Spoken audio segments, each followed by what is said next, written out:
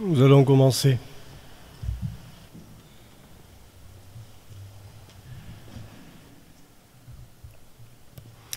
Bonsoir à tout le monde. Je dois vous parler ce soir de la loi, la liberté et la grâce en Saint Paul. Un esprit moderne, fils des Lumières, insiste volontiers sur la liberté chèrement acquise par la raison. Il ne la conçoit que dans l'affranchissement de tout ordre transcendant, et chrétien notamment, à la transcendance d'un Dieu et de sa loi sacrée, ou de ses lois et règles via une religion, a succédé peu ou prou, juste avant l'ombre du nihilisme, l'auto-transcendance de l'être humain, seule source de ses propres valeurs et seul régulateur acceptable, ni Dieu ni maître. Pour Paul, nous sommes fils, mais fils de la lumière. Je le cite, Thessaloniciens, chapitre 5, verset 5. Au passage, n'hésitez pas, quand vous reviendrez, de reprendre les références et de les consulter. Tous, vous êtes des enfants de la lumière, des enfants du jour.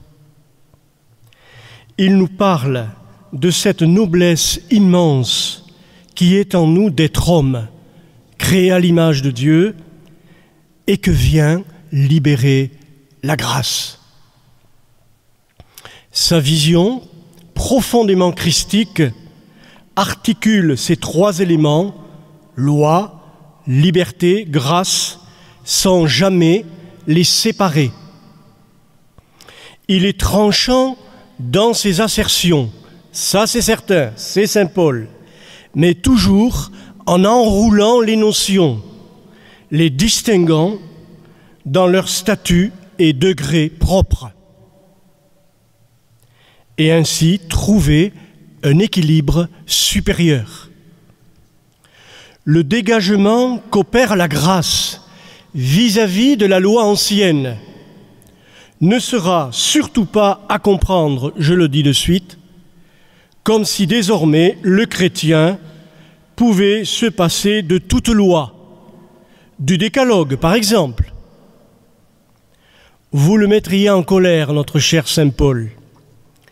Vous offenseriez son être juif.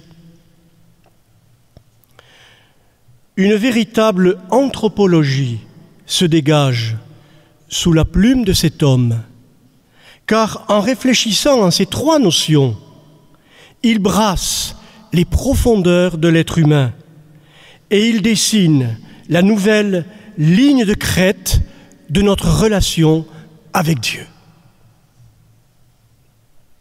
Mais d'abord, précisons le sens du mot « loi » pour éviter toute confusion théologique et finalement spirituelle. Car Paul ne s'attaque pas seulement au légalisme, à la casuistique forcenée de certains zélateurs qui, comme le disait son maître Jésus, font peser sur les gens de lourds fardeaux qu'eux-mêmes ne soulèvent pas du petit doigt. Parce que le Christ est venu, Paul repense entièrement la place de la Torah dans le dessein de Dieu et dans sa relation avec les nouveaux convertis. Et il expose sa conception de la liberté du chrétien habité par la vie de l'esprit. Quand il parle de la servitude de la loi, Paul en tête trois choses. 1. Car il faut tout situer dans le contexte historique. 1. L'imposition des observances étrangères à la sensibilité grecque, notamment circoncision, rite de purification, abstinence alimentaire stricte, personne d'entre nous n'y arrive d'ailleurs, sacrifices sanglants, des animaux. 2. il pense au fardeau du rituel et sa casuistique, le légalisme, assez compliqué. Pourquoi l'imposer aux autres? 3, surtout, Paul pense à la prétention de la loi à être un système de justification. Il va donc la resituer dans l'histoire du salut. Alors, première question, qu'est-ce que la loi? Qu'est-ce que la loi dont il parle? Paul, en vrai juif, fait référence à la Torah de Moïse, le plus saint des textes sacrés, je vous le rappelle. Document fondateur divisé en 5 livres, Genèse, Exode, Lévitique, Nombre, Deutéronome, couvrant l'histoire des Israélites depuis les débuts du monde jusqu'à leur passage du Jourdain. Antérieure au monde, liée à l'Alliance, la loi servit de plan à la création du monde, avant d'avoir été transmise à Moïse sur le Sinaï, vers 1380 avant notre ère, d'après les chroniques juives traditionnelles. Elle a tous les traits de la sagesse divine. Ecclésiastique, chapitre 24, verset 9. Avant les siècles, dès le commencement, il m'a créé, éternellement, je subsisterai. Elle remonte donc à la tradition des pères, à Moïse, le seul médiateur entre le Seigneur et son peuple. Faisant partie de l'extrait de naissance d'Israël, elle est le cœur donc du judaïsme, immémoriale présence, à laquelle on ne touche pas impunément. Elle règle la vie du peuple de Dieu dans tous les domaines familiaux, sociaux, économiques, judiciaires, par des prescriptions morales, juridiques et cultuelles. Elle comporte 613 commandements, divisés par Moïse Maïmonide en 248 mitzvot, prescriptions positives, et 365 mitzvot négatives. La loi coule dans les veines des psaumes que nous récitons encore aujourd'hui. La loi du Seigneur est parfaite, réconfort pour l'âme. Psaume 18. Si bien que, nous l'avons entendu dans l'évangile d'aujourd'hui, ça tombe bien, il est plus facile que le ciel et la terre passent que ne tombe un seul menu trait de la loi, signé Jésus-Christ en personne.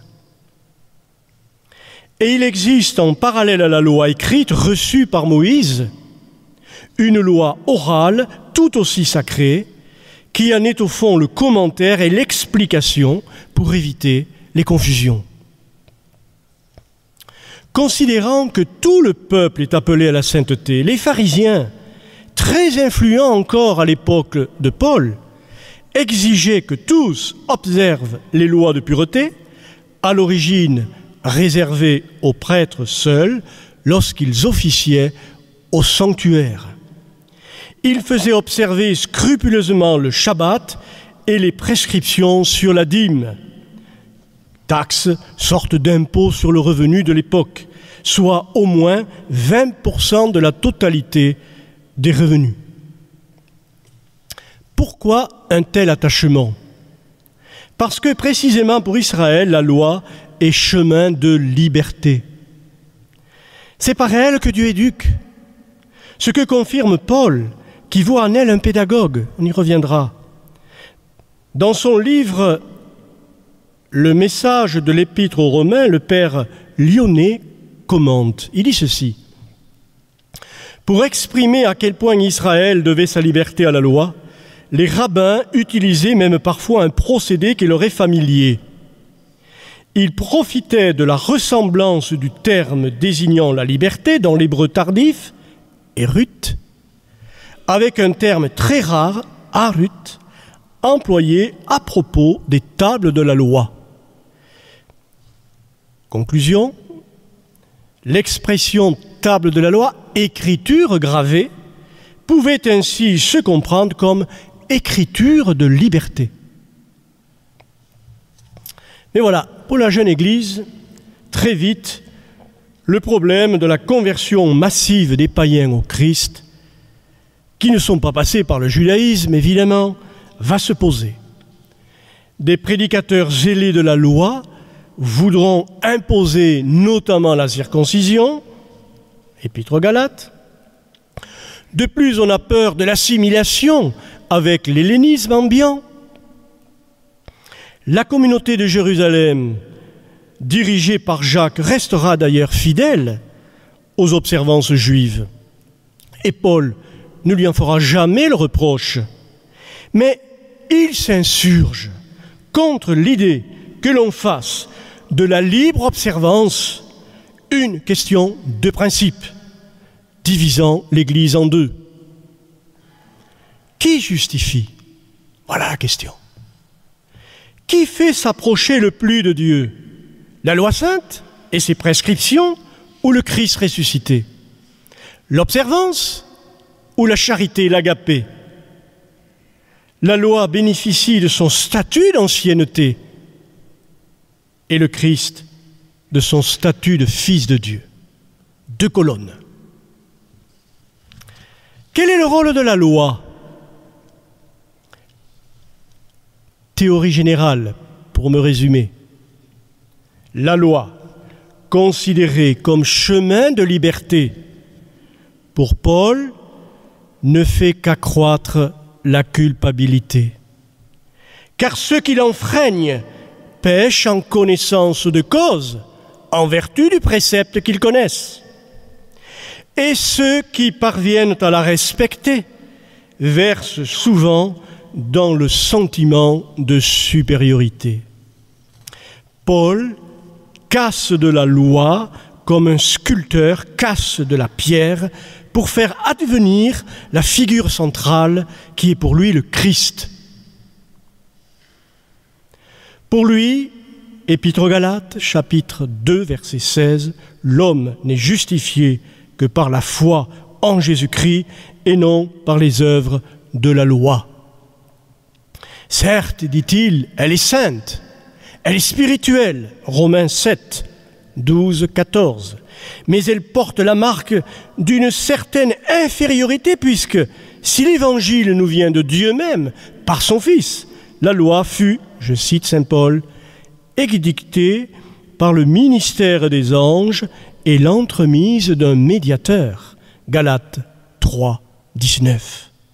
Or, il n'y a plus qu'un seul médiateur, c'est le Christ. Que fait la loi? Elle ne fait que, je cite Paul, donner la connaissance du péché. Romains 3, 20. Par le moyen du précepte. Mais elle ne donne pas la force de l'éviter. En effet, je cite saint Paul, qui va rabbiniser, mais je vais raccourcir. Je n'ai connu le péché que par la loi. Et de fait, j'aurais ignoré la convoitise si la loi n'avait pas dit « tu ne convoiteras pas », entre autres choses. Mais saisissant l'occasion, le péché, par le moyen du précepte, produisit en moi toute espèce de convoitise. Comme c'est vrai, il suffit d'interdire pour que. Mais en même temps, si je n'interdis pas. Paul schématise, évidemment, pour se faire comprendre. En effet, je le cite, Romains chapitre 2, verset 15, « Quand des païens privés de la loi accomplissent naturellement les prescriptions de la loi sans posséder de loi, sont loi pour eux-mêmes. Ils montrent, gravés dans leur cœur, la réalité de la loi. Appelons cela la loi naturelle, qui habite toute conscience. Que fait la loi? Par des repères, elle donne la connaissance du bien. Tout à l'heure, je parlais de la connaissance du péché, elle donne même la connaissance du bien, mais sans donner la force de l'accomplir. Elle est en plus accusatrice dès qu'on ne la suit pas, et elle aurait tendance à engorger de suffisance ceux qui la respectent. C'était le péché des pharisiens. En tant qu'elle aide à faire connaître le péché, elle est pédagogue. Comme elle fut le tuteur d'Israël à l'état d'enfance. Galates 3, 24. La loi nous servit de pédagogue jusqu'au Christ pour que nous obtenions de la foi notre justification. En tant qu'elle aide à faire connaître le péché, donc elle est pédagogue. Mais en tant que système de justification, elle est source de malédiction. Je le cite, Galates 3, 10. Tous ceux, en effet, qui se réclament de la pratique de la loi encourent une malédiction, car il est écrit « Maudit soit quiconque ne s'attache pas à tous les préceptes ». Or, qui est parfait, dites-moi? Personne. Tout le monde, un jour ou l'autre, l'enfreint. C'était le problème des pharisiens. Et Paul de rappeler cette vérité. Galates 3, 2. Est-ce en raison de la pratique de la loi que vous avez reçu l'Esprit, ou parce que vous avez écouté le message de la foi? Non, bien sûr, je commente, sinon le Christ ne serait pas venu pour les pécheurs, comme il le dit, mais seulement pour les justes, les observants. Or, il est venu pour les pécheurs et les malades, en priorité. Et le Christ en personne, dit saint Paul, il enfonce le raisonnement, hein. Il est terrible. Moi je l'aime bien parce qu'il va jusqu'au bout. Le Christ en personne, l'innocent, va subir la sentence de la loi. Nous avons une loi et d'après cette loi, il doit mourir, rappelez-vous, procès. Maudit soit quiconque part au gibet. Il va, dit saint Paul, le Christ, deuxième personne de la Trinité, se faire malédiction pour nous, péché pour nous, et ainsi faire exploser de l'intérieur ce système religieux sacré. Dans quel but? Je cite saint Paul encore, Galates 3, 14, excusez-moi de citer, mais il faut. Afin qu'aux païens passe dans le Christ Jésus la bénédiction d'Abraham et que par la foi nous recevions l'esprit de la promesse. Bref, pour que ça coule, ça sorte de son sein et que le Christ soit donné au monde au lieu d'être enfermé dans un système religieux. Comment cela? J'explicite. La mort du Christ, par couperet de la loi, tue le péché en le noyant dans le pardon. Et ainsi, donne la vie aux pécheurs et en fait un juste. Père, pardonne-leur, ils ne savent pas ce qu'ils font. Le pardon et le péché est noyé dans le pardon. Et c'est ça qui a bouleversé Paul. Accusatrice et froide, pouvant même vous mettre au banc des regards pour la vie, voilà la loi. En face d'elle, constate Paul, il y a une autre loi d'expérience qui est dans notre être, qui le divise et qui le rend fragile devant les autres et devant même la loi. Je ne fais pas le bien que je veux, je commets le mal que je ne veux pas. Romains 7, 19. J'aperçois une autre loi dans mes membres qui lutte contre la loi de ma raison et m'enchaîne à la loi du péché qui est dans mes membres. Romains 7, 23. Une loi de contradiction que tous nous vivons. Si bien, dit Paul, que me voilà parfois dépossédé de mes actes. Ce n'est plus moi qui accomplis l'action, mais le péché qui habite en moi, comme un corps étranger. Comme c'est finement dit. Tout homme qui a été au tribunal, qui a écouté, a bien vu cette misère-là. Des êtres comme exorbités qui sont hors d'eux-mêmes en posant des actes inhumains. Ça ne veut pas dire qu'il ne faudra pas une sentence de la justice, mais quelque chose qui devient fou, qui déraille. Et ça a touché saint Paul. C'est être divisé. S'il a besoin de règles, et de préceptes, a surtout besoin d'un médecin, le Christ, qui l'écoute, l'enseigne et l'illumine. Finalement, que manque-t-il à la loi? Un petit geste, un mouvement de côté, céder la place au Christ, le Verbe de vie, qui ne l'abroge pas, la maintient du moins dans son essence, pas dans son ritualisme, mais qui est le seul, lui, le Christ, à justifier et pardonner. La loi est appelée à vivre une Pâque, elle aussi, pour trouver sa juste place, toute sa place, mais uniquement sa place. Je cite Paul, Romains 10, verset 4, « La fin de la loi, c'est le Christ, pour la justification de tout croyant. » Deuxième partie, le rôle de la grâce. Précisons d'abord le sens du terme grâce, charisme. Dans saint Paul, c'est le don de Dieu qui contient tous les autres, celui de son Fils, le Verbe fait chair. Elle est directement liée, organiquement liée, à ce que Paul appelle, Éphésiens 3:8, l'insondable richesse du Christ. Il écrit, je cite Paul en Tite 2:11, la grâce de Dieu, source de salut pour tous les hommes, s'est manifestée.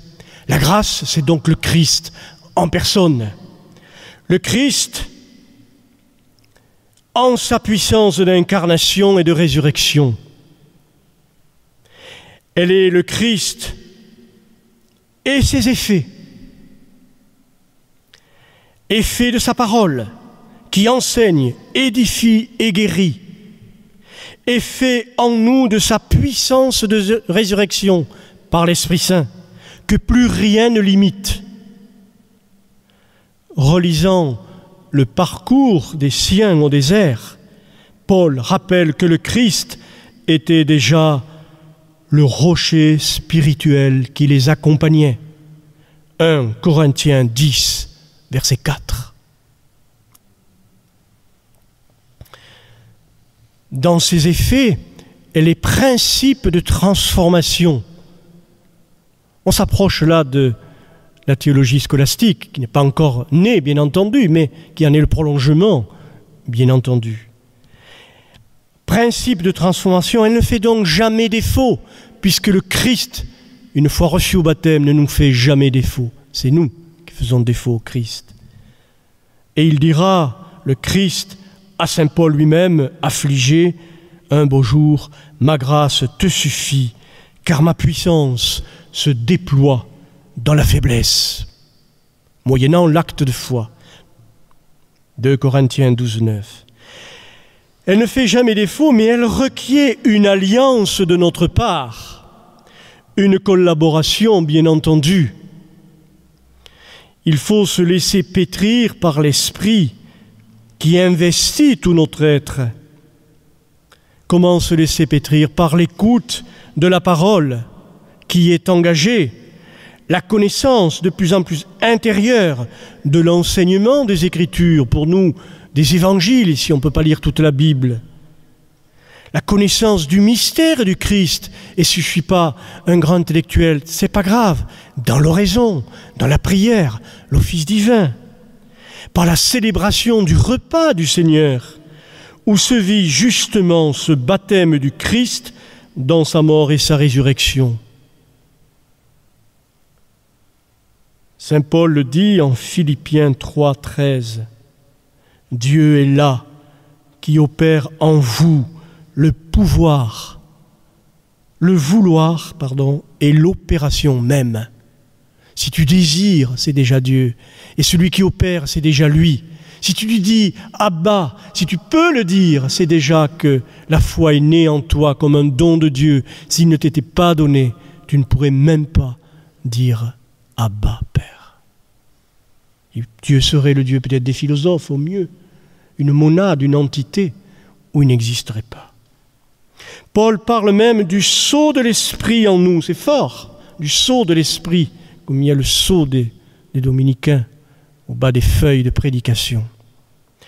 Aux chrétiens de ne pas, dit-il, contrister l'Esprit Saint, expression forte, Éphésiens 4:30. Le salut pour saint Paul remonte à la gracieuseté de l'amour de Dieu. Comme la grâce, c'est le Christ même et ses effets, eh bien le salut remonte à la gracieuseté de cet amour insondable. A-t-on mesuré ce mot gracieuseté? Libre de donner quand il veut, comme il veut, en plénitude, et plus que cela. Le salut n'est donc pas et ne sera jamais le salaire mérité par mon travail de conversion ou par l'observance de quelques lois, voire les commandements de l'Église. Si c'est par grâce, dit saint Paul, ce n'est plus en raison des œuvres. Autrement, la grâce n'est plus la grâce, dit-il. Romains 11:6. Si le salut est dû à ton observance de la loi, à tes commandements, au commandement de l'Église, alors, dit Paul, la foi est sans objet et la promesse est sans valeur. Tu es ton propre sauveur. Petit suffisant. Stupide. À l'origine de tout, il y a donc cette intuition chez saint Paul de la gratuité de l'élection divine. D'autant plus frappante que c'est un rebelle que Dieu choisit, un condamné qu'il gracie. Je cite encore saint Paul, « La preuve que Dieu nous aime, c'est que le Christ, alors que nous étions pécheurs, est mort pour nous. Si étant ennemis, nous fûmes réconciliés à Dieu par la mort de son Fils, combien plus, une fois réconciliés, serons-nous sauvés par sa vie. » Romains 5:8. Et ce salut n'est pas un simple acquittement. Il fait surabonder la gracieuseté de la charité de Dieu, là où le péché, justement, a proliféré. Romains 5, 15, 21. Le péché est noyé dans le pardon. Le péché est noyé par la charité. Un peu comme s'il y avait de la saleté à un endroit, mais vraiment de la saleté, et que c'est à grandes eaux, à force d'eau pure, que toute cette saleté s'en va. À force d'être lavé, il n'y a plus tout ça. C'est magnifique. C'est magnifique. Car cette grâce, dit Paul, elle est fécondité de Dieu. Elle donne à la fois de produire des œuvres et beaucoup de fruits. En effet, Dieu sauve, mais nous participons à ce salut. Toujours une alliance, toujours. Si bien que ce que tu ne fais pas, Dieu ne le fera pas à ta place. Citation de saint Paul, « Vous produirez, grâce à la grâce, toutes sortes de bonnes œuvres et grandirez dans la connaissance de Dieu, animés d'une puissante énergie par la vigueur de sa gloire. » Notez les expressions, puissante énergie, vigueur de la gloire. Paul cherche les mots pour exprimer la puissance de la grâce qui attire. J'attirerai tout à moi, dit Jésus, parce que c'est le rayonnement de la vérité. Et Paul le reconnaît pour sa propre vie. Il dit, c'est par la grâce de Dieu que je suis ce que je suis. J'ai travaillé plus que tous, et non pas moi, mais la grâce de Dieu qui est avec moi. 1 Corinthiens 15, verset 10. Paul parle toujours d'expérience. Il n'élabore pas de théologie abstraite. Elle part depuis son sang, depuis sa chair, depuis l'épreuve et la conversion du chemin de Damas. Si donc les règles juridiques et cultuelles relatives aux institutions d'Israël sont périmées. Les exigences des commandements, elles, subsistent, résumées par le Christ lui-même dans le commandement de l'amour, qui accomplit la plénitude de la loi, je le rappelle. Mais l'amour, comme dit Johnny, c'est quoi?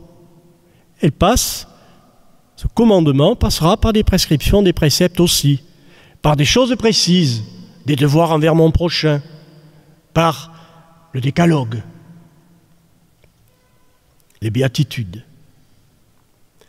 Saint Paul, n'ayez de dette envers personne, sinon celle de l'amour mutuel, car celui qui aime autrui a de ce fait accompli la loi. La charité ne fait point de tort au prochain. La charité est donc la loi dans sa plénitude. Romains 13, 8, 10. Et voilà pourquoi tu banniras la cupidité, la concupiscence, etc., etc., etc. Parce que tu feras dans ce péché du tort à autrui, voire à toi-même. Tu peux, par exemple, par l'adultère, bousiller un couple. Nul ne te jettera la pierre. Il ne s'agit pas de jeter la pierre, il s'agit de réajuster les choses. Finalement, la grâce équivaut à la présence de l'Esprit à l'œuvre en nous, thème du conférencier précédent. Je vais en dire quand même un mot. Bien que Paul n'emploie jamais ces images de sources et de torrents. Pour aider à comprendre, je vais les utiliser à bonne fin. Une source, comme vous voulez, un torrent, a sa force motrice, qui à son tour entraîne des effets d'ondulation, qui à leur tour entraînent modification du paysage par sapement. Eh bien, disons que l'Esprit en nous est ce torrent, la grâce émanant du Christ, la force motrice, cette puissance de Dieu dont parle saint Paul, produisant des effets que la théologie scolastique appelle des vertus, virtus, la force, proches, mais plus élaborés sans doute, proches des charismes à développer dont parle Paul, qui à leur tour viennent saper en nous, peu à peu, ce qui nous envahirait si on le laissait faire, pour construire un nouveau paysage intérieur. Et je le cite saint Paul, 2 Corinthiens 17 et suivants, je vous invite d'ailleurs à connaître cet hymne magnifique. Si quelqu'un est dans le Christ, il est une création nouvelle. Ce qui est ancien a disparu. Un être nouveau est apparu. Attention, l'ancien monde a disparu. Paul veut dire sa domination a disparu. Il faudra toujours se battre. Évidemment, nous ne sommes pas en présence d'une grande sagesse qui viendrait sculpter mon moi pour ma satisfaction. Vous l'avez bien compris, il ne s'agit pas de notre épanouissement moderne, qui n'est souvent, hélas, que le pot de fleurs sur le balcon du narcissisme. Paul parle de ce long baptême qui attend le chrétien toute sa vie, de cette plongée de tout le vieil homme, avec ses tendances cupides, dans la mort et la résurrection du Christ. Il parle d'expérience, il sait que nous portons ce trésor dans des vases d'argile. Par le baptême, nous avons été ensevelis avec lui dans la mort, comme le Christ est ressuscité des morts, etc. Et Paul parle de crucifier le vieil homme afin que nous ne soyons plus asservis au péché, bref, boire à la coupe, comme dit Jésus. Pour la pensée moderne, s'il en est encore une, c'est là que le bas blesse. La liberté intérieure est à gagner à ce prix fort. Mais l'enjeu n'éteint pas la chandelle, puisque le but, dit saint Paul, est d'être trouvé dans le Christ. Admirable expression, trouvé en lui. De le connaître avec la puissance de sa résurrection et la communion à ses souffrances, lui devenir conforme dans la mort, afin de parvenir, si possible, à ressusciter des morts. Philippiens 3,10. Bref, cette grâce nous rappelle que nous sommes tous, antérieurement à tout, à nos actes, à la conversion, à tout ce que vous voulez, des êtres graciés d'avance. Et que c'est ça la foi, c'est le croire, le deviner, c'est le croire et en vivre, jusqu'aux larmes. Ce que la loi ne savait sûrement pas, puisqu'elle a participé à la mort du Christ.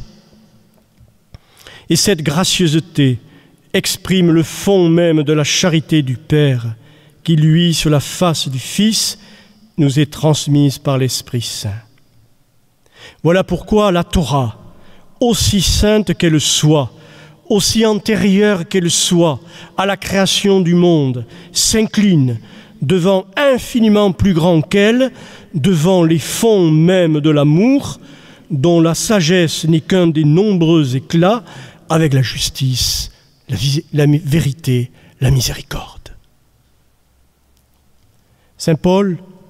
Pour Saint Paul, nous entrons dans cette gracieuseté de la charité, et nos actes s'en trouvent illuminés, le cœur soulagé parce qu'il sait que le pardon est toujours apporté, puisque toujours il est en Dieu, parce qu'il est Dieu même. Si ton cœur te pardonne, Dieu est plus grand que ton cœur, Saint Jean. Soit le disciple retourne à son sérieux, à l'équation de ses actes par l'observance, à l'équation de ses actes. Oh, le pauvre drôle. Perdant de vue l'amour qui est dans le Christ. Saint Paul parle du sacrifice d'agréable odeur du Christ, de ce don d'amour qui est en Dieu et auquel il veut nous faire participer. Dieu a épousé nos limites pour nous aimer sans limite. Donc n'allons pas nous perdre dans ces histoires de lois, de prescriptions. Paul rappelle enfin à tous ce qu'un moderne a raison de chercher. Vous avez été appelés à la liberté. Galates 5,13. Dans l'ensemble du monde gréco-romain, pour tous, la liberté évoque l'idéal démocratique, avec le droit pour chaque citoyen de prendre part à la cité.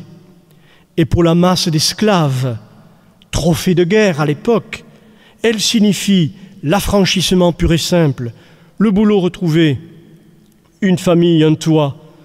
Et enfin, pour les gens ayant accès à la culture, un certain idéal moral, dont la maîtrise des passions, stoïcisme, des contraintes. En parlant de liberté, vous avez été appelés à la liberté. Saint Paul s'adresse donc à tous et chacun, et notamment aux modernes. Quelle est cette liberté? Dernière question. Paul la précise pour qu'elle ne soit pas prétexte à tous les abus. Eh bien, dit-il, elle coule de notre nature filiale, puisque Dieu est Père, avec ses devoirs fraternels, puisque nous sommes tous fils. La preuve que vous êtes des fils, Saint Paul, c'est que Dieu a envoyé dans nos cœurs l'esprit de son Fils qui crie « Abba, Père ». Aussi n'es-tu plus esclave, mais fils, et donc héritier de par Dieu. Galates 4, 6. C'est fort, ça. C'est la lumière fondamentale de la théologie de Saint Paul. Entre la loi de Moïse, ou tout système de justification personnelle, et le Christ, il n'y a pas comparaison. C'est pour que nous restions libres, parce qu'il sent qu'il y a certains confrères qui sont tentés à judaïser à l'excès. C'est pour que nous restions libres que le Christ nous a libérés. Et puis c'est tellement facile, commode pour la conscience, d'observer, et puis voilà, je me cache derrière mon zèle. La bonne conscience, c'est ça que le Christ va dénicher chez les pharisiens. La bonne conscience. Ah. La loi est un texte sacré, mais le Fils de Dieu est une personne. On ne peut pas s'attacher à un parchemin comme une personne. Voilà pourquoi saint Paul s'écrit en Galates, chapitre 3, premier verset, « Ô Galates sans intelligence, à vos yeux pourtant ont été dépeints les traits de Jésus-Christ en croix. Il en est mort pour vous et vous ne comprenez pas. Vous devriez ouvrir les yeux sur cette gracieuseté de l'amour, puisque Dieu est descendu jusque-là pour vous aimer. Ne revenez donc pas en arrière avec vos attachements et votre observance. Observez ce qu'il y a à observer comme nécessaire. Puis faites mémoire du Christ dans sa passion, du corps et du sang du Christ dans son Eucharistie. » Et Paul le rappelait sans cesse au fil de ses épîtres. Quel prix de sang Dieu a dû payer pour racheter, comme on rachète un esclave, notre liberté, en voulant nous enseigner l'amour que la loi ne connaissait pas jusque-là, que l'homme ne connaissait pas jusque-là, l'amour qui est en Dieu et qui est Dieu même. Sinon, nous ne l'aurions pas crucifié, elle ne l'aurait pas condamné. De quoi sommes-nous libérés, finalement? Nous sommes libérés de 3 tyrannies. La tyrannie du péché, la tyrannie de la mort, la tyrannie de la loi. Pour évoquer la servitude du péché, Paul parle du vieil homme en nous. Expression magnifique, le vieil homme. Ses penchants égoïstes et prétentieux. Tant qu'il domine, dit saint Paul, nous sommes dans la chair, non pas le corps, puisque le corps est le temple de l'Esprit Saint. Pas de contresens, de grâce. Mais la chair au sens où on se croit à la mesure de tout, et moi, et moi, et moi. C'est ça la chair. Jusqu'à se faire Dieu et chasser Dieu. L'homme charnel, selon saint Paul, n'a pas encore accueilli l'Esprit Saint. Il est, dit-il, vendu au péché. Il est trimballé par sa force destructrice qui le maintient sous son joug, qui n'en a pas fait l'expérience. La nature lourde qui est en nous. Cette dégradation interne est déjà le signe que la mort est à l'œuvre et qui est le salaire du péché, et notamment de celui d'Adam, qui est une loi de décréation. Nous sommes libérés du péché par la grâce. Nous sommes libérés de la mort physique par la résurrection du Christ. Nous sommes libérés de la mort spirituelle par l'œuvre en nous de l'Esprit Saint. Nous sommes libérés de la loi par la loi nouvelle de liberté. Je parlais au début, je conclus, de l'autotranscendance de l'homme cher au moderne. Et c'est pas mal au fond. Et ce qu'il cherche, c'est beau. Nous préférerons dire que nous sommes à l'image de Dieu. Ce n'est pas loin, mais c'est plus fort et moins ambigu. Et qu'en nous habitent, à mesure de créature, les traits même du Fils qui repose en Dieu. Pouvoir de décision, volonté propre qui peut être meurtrie, noblesse d'être responsable de ses actes qui peut devenir folie, qui peut s'inverser quand elle n'est pas éduquée ou étouffée. Amour spirituel au creux du plus charnel, du plus sexuel. Amour spirituel. Parce qu'il est Père, plus Dieu nous donne, plus il s'en remet à nous. C'est sa force et sa faiblesse. Plus il donne, plus il s'en remet à nous. De qui tiens-tu que ton cœur t'appartienne? Et ta propre face, de qui la tiens-tu? Saint Paul le dirait, du seul Seigneur, de qui vous avez reçu un esprit de fils adoptif. Certes, un père est toujours du côté de la loi, il la rappelle en ce monde, mais Dieu est un père dont la gracieuseté s'est fait de notre liberté une loi. Intuition qui rejoint le meilleur de l'ancienne alliance, révélée par Dieu. Cette loi, rappelez-vous, gravée dans le cœur Ézéchiel 36, 26, où les hommes observent les lois et les ordonnances, mais déjà sous l'impulsion intérieure de l'esprit. Relisez Ézéchiel. Merci.